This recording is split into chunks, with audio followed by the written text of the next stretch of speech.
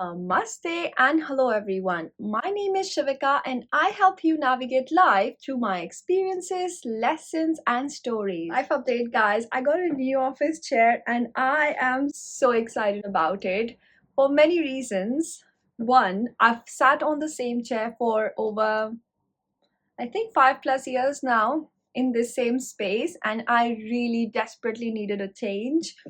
I have issues with my lower back, so I thought this is the best time because I was going through a lot in the last couple of weeks, and I was like, let's get that new chair because I've been waiting for it.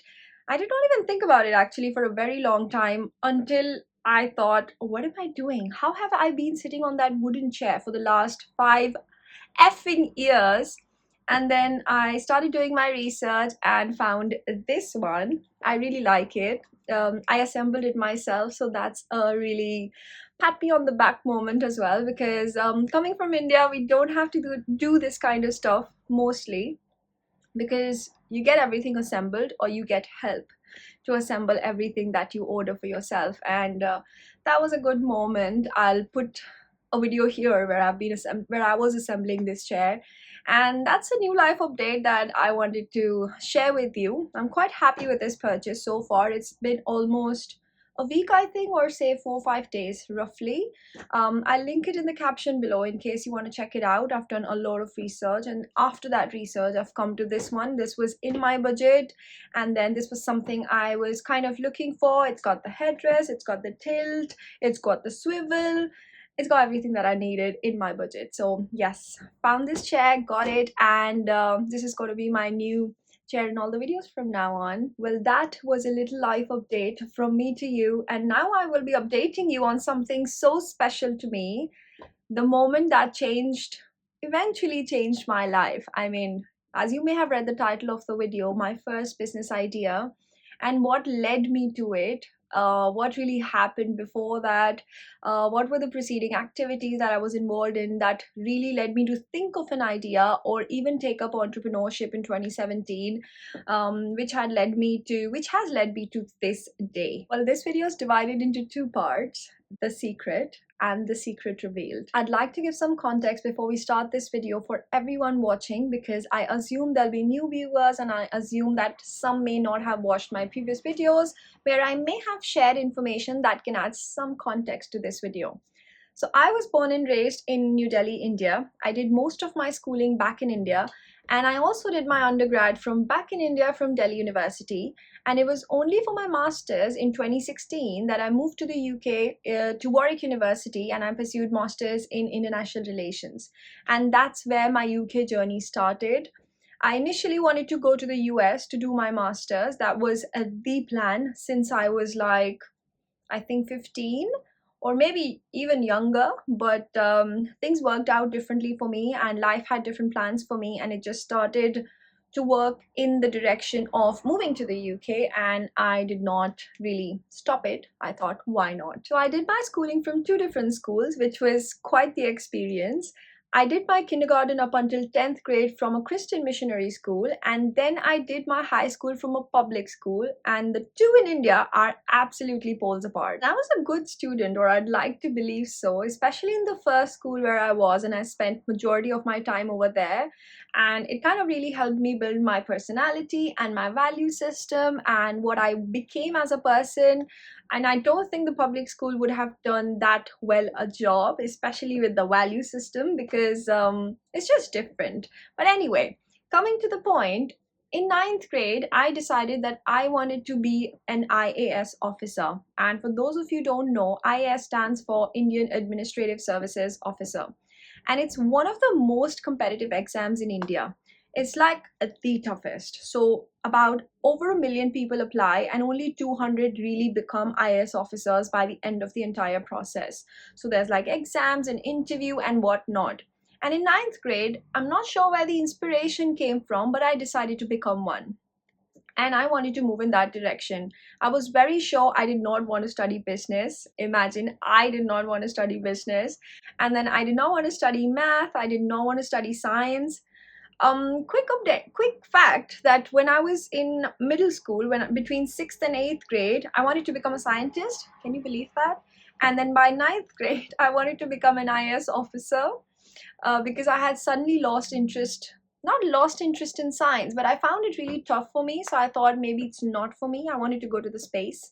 Um, I hope that is possible one day, but that didn't happen. And then I decided to become this IAS officer, and I started doing things that would take me closer to that. And in 10th grade, I decided to switch schools. And the reason why I switched schools eventually, was because my current school wasn't offering humanities subjects. And this will include subjects like political science, history, psychology, the things that I like to study and read. So I decided I'm going to switch schools, and I eventually did. And this time round, I decided to go into a public school, which was also the place where two of my cousins and my brother used to go. Even at this stage, the plan is quite clear. I want to become an IS officer. I'm going to finish my high school, go into my undergrad, finish that, work for a couple of years, and then apply for my first attempt to become an IS officer. Even at this point, I had no clue that I'm going to be just venturing into entrepreneurship very, very soon, something that will change the entire trajectory of my life. Now, I don't really remember when and how, but I came across the book The Secret. I've been an avid reader of self-help books since I was really young. I don't know what inspired that, but I've always enjoyed reading self-help books. Every time I would go to the shops, that was the book I would reach out for. And I'm really not sure where The Secret came, but I think it was somewhere in the house, or I probably found out about it online, and I read about manifestation, and I heard that that was the book you should read if you want to discover manifestation and learn more about it. And I made the purchase, or it was lying around in the house. This is something that I really do not remember. But I did start reading that book to learn manifestation, and how I could manifest my life and become the IS officer that I have been thinking I will become. Another thing about me is that I am a very curious soul. So even when I was buying this chair, I did so much research. Like, I literally spent more than 10 plus hours before I decided I'm going to go with this one. So even the littlest of things, I would go really deep into. I'd research them, I'd read about them, and this is just something that comes very naturally to me. I mean, any small purchase in life, anywhere I want to go, anything I want to buy, or any place I want to visit, or any new product I want to try, I do so much research into that. And I'm just very curious to learn more and to know more and to understand things at a deeper level. And for those of you who have read this book, The Secret, you may have come across a lot of quotes like I did.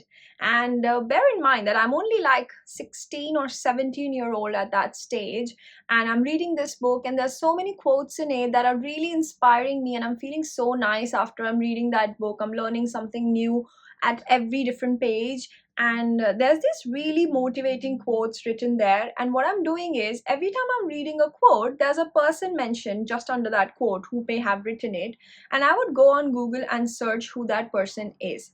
Now I would read a few more quotes and then go on Google and search who these people are. And slowly I started to discover a pattern. Now, the common theme or the pattern that I noticed that really struck a chord with me was, most of these writers, the people who wrote those quotes, or at least the ones that I came across and went to the extent to search about them, were either entrepreneurs or business owners. So my instant reaction was quite natural. I instantly Googled what an entrepreneur is, or who an entrepreneur is. What does a business owner do? What does entrepreneurship mean? What is a CEO? What do they really do? What is their role? And what kind of responsibilities do they have? Now, keep in mind that I do not come from a business background. I've never studied business. I had never studied business at that stage. My father is not a businessman. I did not have anyone around me who was a businessman or woman who could, inspire me to become like them. So there was no inspiration around me that would lead me to think, I want to do that, or I want to become like that person because they're doing so and so. So it was through this book that I discovered entrepreneurship. I discovered that there were people who were doing their own thing. There were people who were business owners, who were like the leaders, who were really bringing change in different countries, and they had an opinion, and they had words that were strong enough that would be included in that book. And that just changed everything for me. Now I've gone into the zone where I'm researching about entrepreneurship, how to become a business owner, how do you start a business, and where do you find the idea to start a business. And I would do research on these kind of topics all day long, just because this entire thing, this experience of reading that book and then reading those quotes and then researching those people and finding out what they actually do, it just stayed with me in a way that it started to shape me into a different person. And when I say shape me into a different person, what I mean is that suddenly my plans were changing without even me knowing them at that stage. But I started to consider entrepreneurship, um, consciously and unconsciously, I'm not really sure, but it was there. And one thing that I discovered during that time was that if you want to become an entrepreneur, if you want to become a business owner, it starts with an idea. I got that basic understanding right there. And now this was the stage where I started thinking about what my business idea is going to be. And where does that business idea come from? It comes from a problem that you encounter around you. And from this point on, all I thought about was, what is my business idea? What is the problem that I want to solve? What could the problem be? Everything's almost solved. I don't need to work on anything, but there is still one problem that I could solve. And I started obsessing over this thought all day long, all night long. Sometimes I would not even sleep thinking about the fact that, what is my business idea? How do I find my business idea? Where do I find this problem? What problems do I have? I just went mad thinking about this for a very long time. And then one fine day, my mom's sister had come to visit us, and three of us, me, my mom, and her sister, decided to go shopping. It was, I think, around the sale season, and that's why the malls were absolutely rammed. There were long queues. Everybody was all over the place. The clothes were all over the place, and I was getting kind of a bit frustrated because it was so busy. And being the youngest one, not then, even now, like being the youngest one, I was supposed to hold everything extra, and I was supposed to wait in the queues, and I was supposed to just listen to everything what they were saying. And I had come to shop, but now this had become like a very annoying experience for me. So those guys were just shopping. I was just in the mall roaming about until I told them that I'm going to stand in the queue because you guys are taking too long. So you finish everything. There's a long, long queue. I'm going to stand there. And just when I'm at the till, just when I'm at the checkout, just come there and we're going to just wrap this whole thing up and go back home. Now I'm standing at the queue. My mom and my aunt are still shopping. I'm still frustrated and annoyed because it's so busy. There's a long queue. They still are not looking like they're going to end anytime soon. And everyone in the queue had almost like more than 3+ items because, again, it was the sale season, so everybody was shopping and like hoarding stuff. And I'm waiting there thinking that they're going to come at any point and we're going to be done with this. And I realized that the printer machine just broke down, and the lady on the other side of the till is now looking around for help. And that was going to really, really frustrate me because that's going to delay the entire thing altogether. So, you know, the machine where your receipts are printed from, the receipt when you make a payment and you receive a receipt from the other side saying that, yes, these are the items you've purchased, that broke down. And now she's opening the machine, she's kind of changing the till rolls, and a lot of things are happening, but I'm getting really, really angry because I want to be out of this place right now. And just in that moment, I thought to myself, 1 second, the printing machine is broken down, there's not enough till roll, so she's looking for it. There's a long queue here with each person carrying more than 3+ items.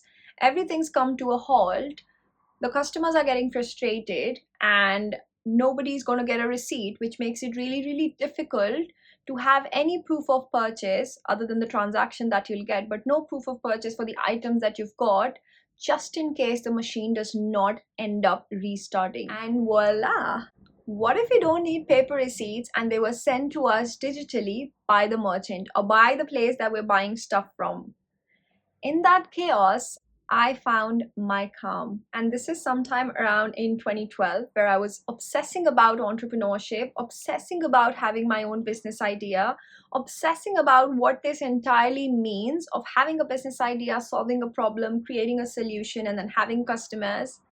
I just found my business idea. I went back home and thought about this for hours and hours. You cannot believe what a big smile I had on my face that day because it had come to me so organically, I would say, and it had come to me at a point where I was obsessing about something. You know, when you desperately want something and it's given to you.